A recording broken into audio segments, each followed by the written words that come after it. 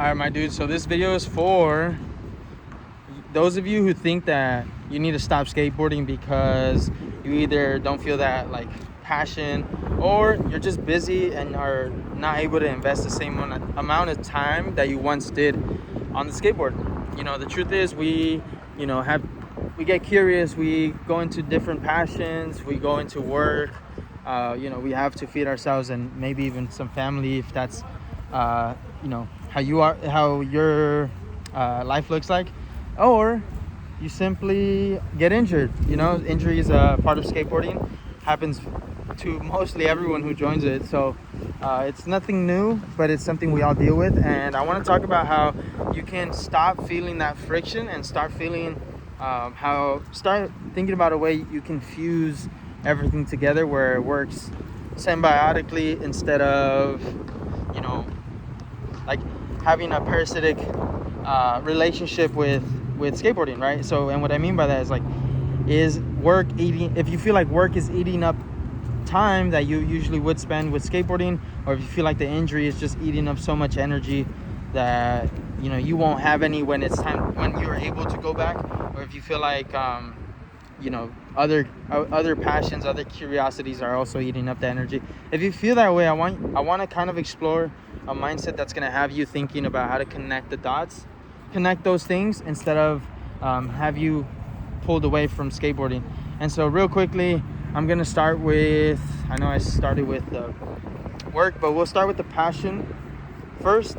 I want to mention, there's a skateboarder who is named Deshaun Jordan.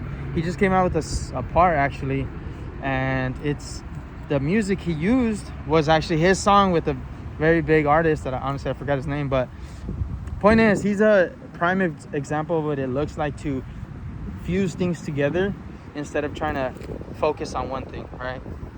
A lot of us have this thought that you just gotta pick one thing and just do that. But some of the best things come out of mixing two things together, and obviously, parts are subjective. Everyone has different skaters, so you might have thought that was ass or whack, but honestly, regardless of what you think, it was very successful. He's very successful, and the response was also very successful. If you paid attention to the comments and basically just the how everyone reacted to all that happened. But point is, if you're someone who has, let's say, an interest in design, coffee, or fitness like myself, or just being healthier, you might think, I just need to stick to one thing. I just might need to take a break from skateboarding. But I'm here to kind of give that perspective that you can always connect them. There's always ways to invest time into other things that are by default going to benefit your skateboarding, and so instead of thinking about how much time you're not spending on the board, think about how the time you aren't spending on the board is actually benefiting the boards, right? So if you're getting super into coffee and you're meeting new people in the coffee industry, then you might want to look for skaters who are also into coffee, right? And try to mix those worlds together. If you are into design, start thinking about how you can design your own boards. Maybe start drawing on your boards, or start making designs that you can eventually put on some boards, or start thinking about making a project where you include your design, right? Just start thinking about how you're going to mix the two worlds together instead of just separating yourself from the world of skateboarding, especially since I know you'll be back. If you are someone truly who has spent or invested a lot of time into skateboarding and felt that love towards it at one point. For me, there's been many a times where I thought I was going to separate myself because I had the feeling of, I need to grow up, or I need to make money, or even just random stuff happening where I not even knowing I took time away from skateboarding. So if that's you, just start thinking about how you can mix the two worlds, right?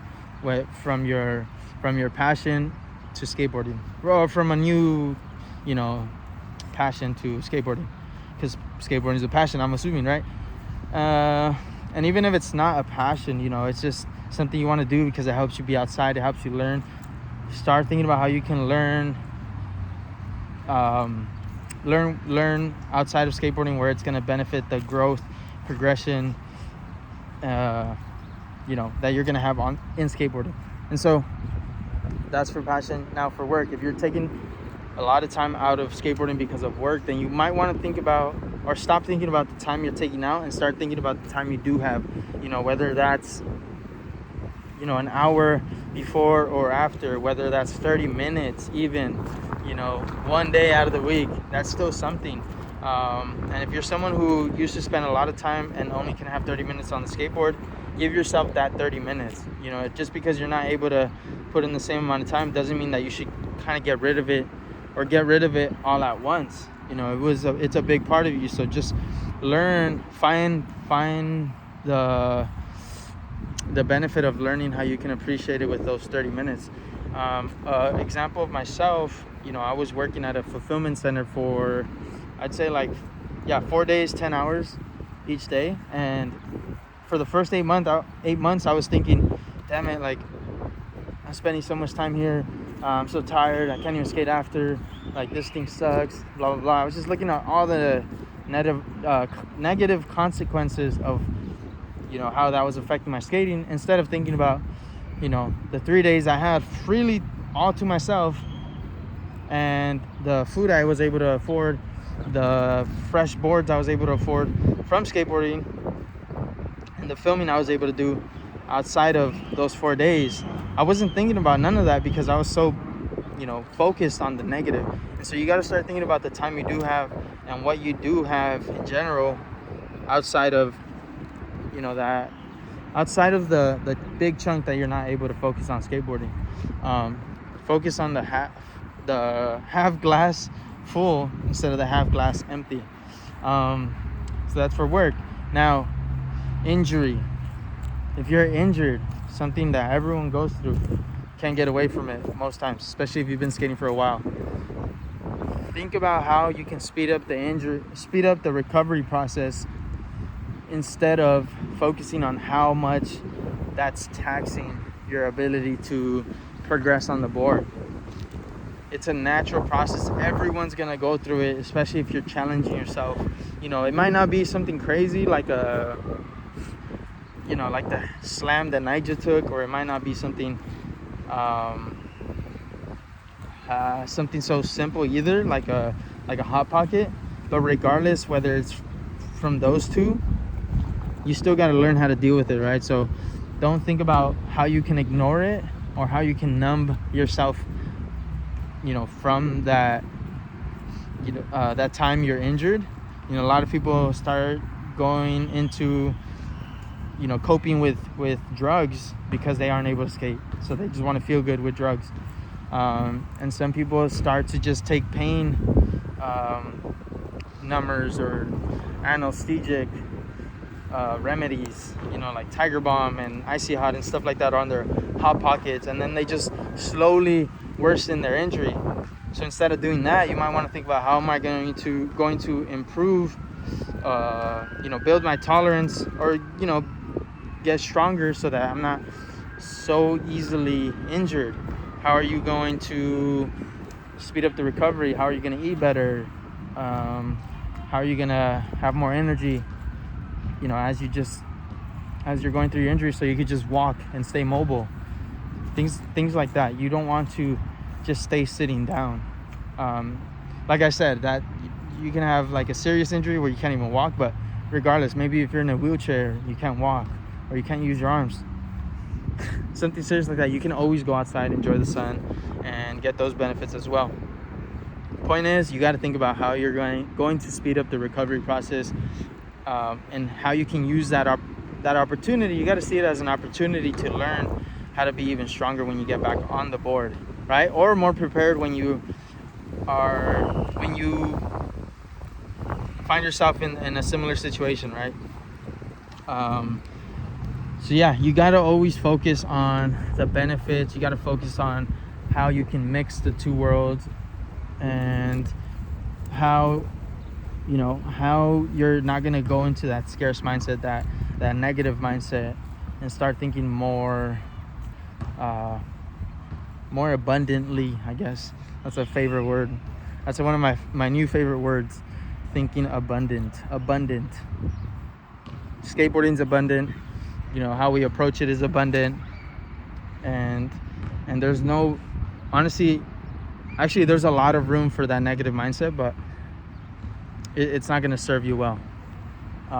It's not to say it's never going to come up, but you're always able to overpower those thoughts with the more positive ones, like I mentioned today, with, you know, focusing on the time you do have, the present, not the reality you want it to be. When you're thinking about, you know, work taking away time, focus on how to connect the dots instead of how to separate yourself from skateboarding, and also with injury, how to get back even stronger or be more prepared in the future.